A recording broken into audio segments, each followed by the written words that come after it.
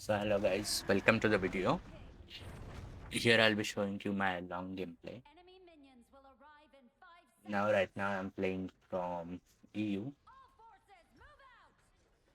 So this was me trying out long, like I have a few matches on him, but I kind of got around the mechanics and I'll be showing you a great gameplay, a triple S gameplay.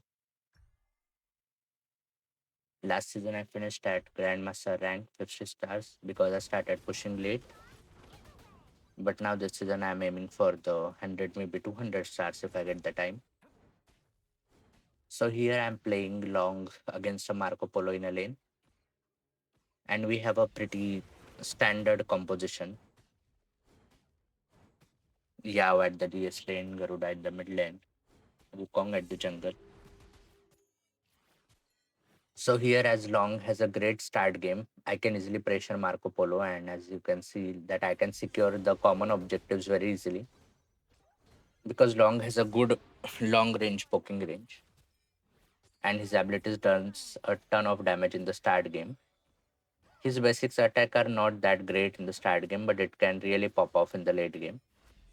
So you need to really play well around the positioning because the targeting of the ability skills is a bit close range than the other marksmen's. So first here I am just spacing out Marco Polo from the gang, so he cannot get in the much damage.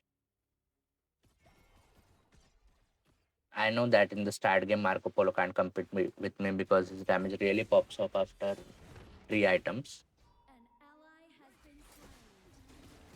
And Long has a pretty good skills, like three of his skills. The first one is for the damage, the second one gives you regeneration, and third one is a crowd control. So while initiating the ganks, you can really pull off a 1-3-1 kind of combo.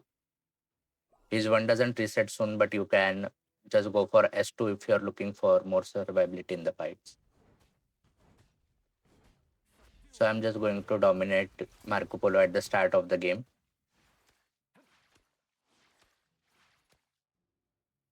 You should really do one thing while playing Long or any other marksman. Always prioritize your farm.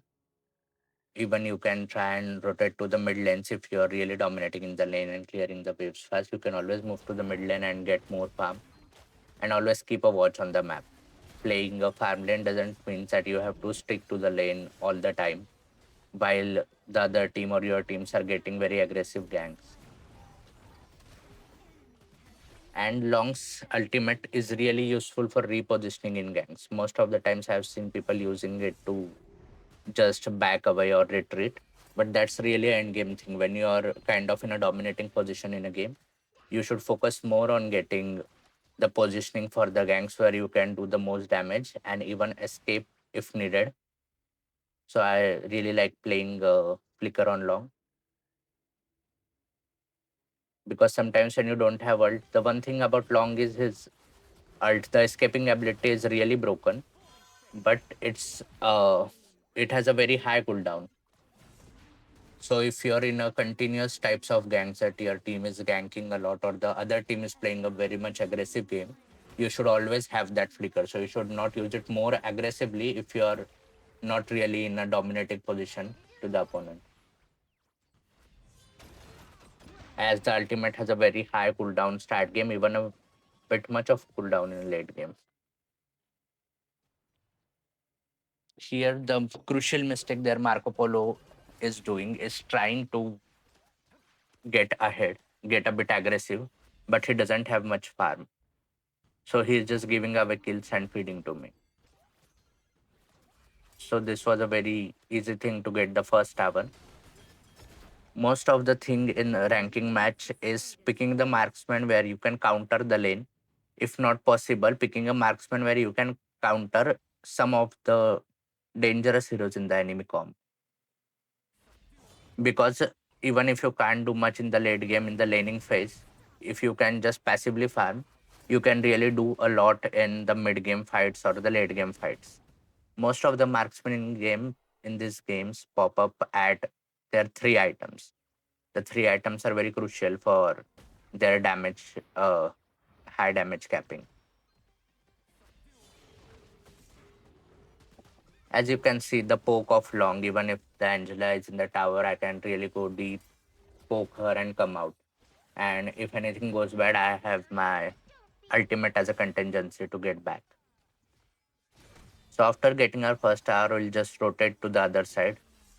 Uh, I have recorded this game as a solo queue gameplay, so not really communicating through comms or anything over my team. You just have to keep a close look at the mini map as well as the playstyle of your teammates. If your support is a bit passive or if he's a defensive type of support, you have to really play around it.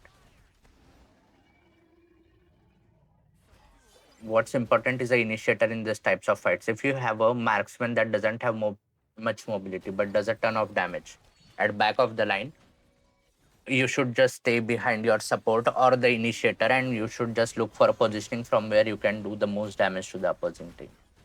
As for Long has a great escape ultimate. You have a flicker. You have great abilities that can poke enemies from a distance. So you can play a lot aggressively with Long, like playing in the front line, poking a bit, and let them initiate into the fight. And you can just use your ult, reposition in the gank while they are engaged on your team. And then you can just again do a lot of damage.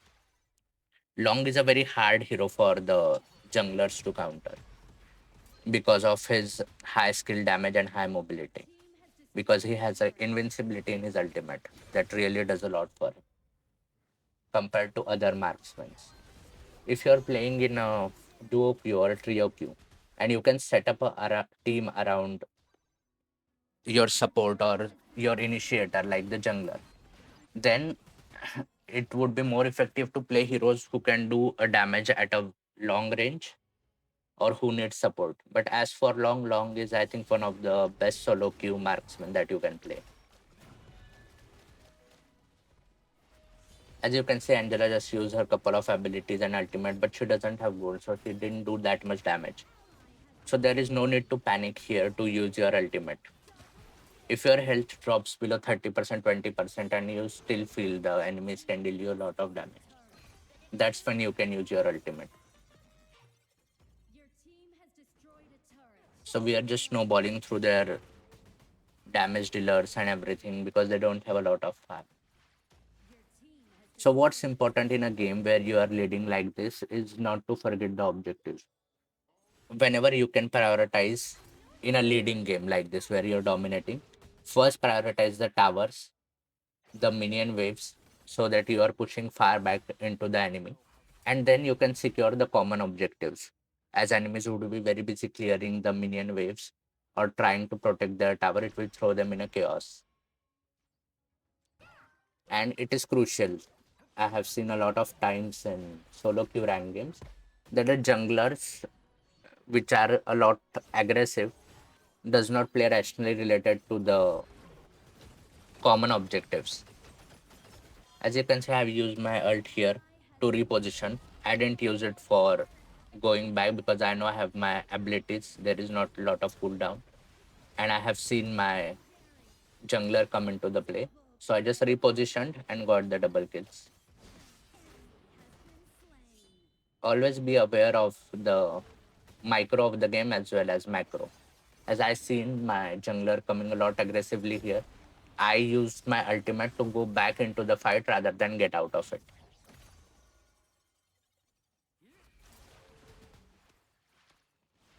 Whenever you're low on health, you can always use your S2. You'll get a lot of regen back and you can stay longer. The only thing I found challenging about playing Lamb in this kind of scenario where you're constantly taking team fights and playing aggressively is that Long has a huge need for mana.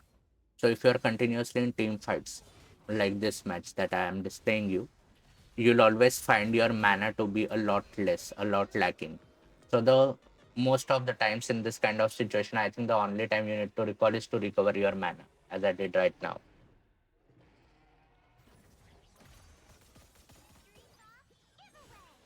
That's one terrible Garuda ult, but okay. So now I'm just positioning a lot closer because I know I have my escape abilities. See, I'm just doing a one shot damage like this. So there is no need to play passive when you already have this kind of lead, and just push into enemies and push into their towers to create more pressure. And try not to be greedy for kills when you're leading a game. Like even one shutdown can give the opponent team a great chance at comeback. So thank you for watching, guys. This would be my video. Please like, share, and subscribe to the channel. Thank you.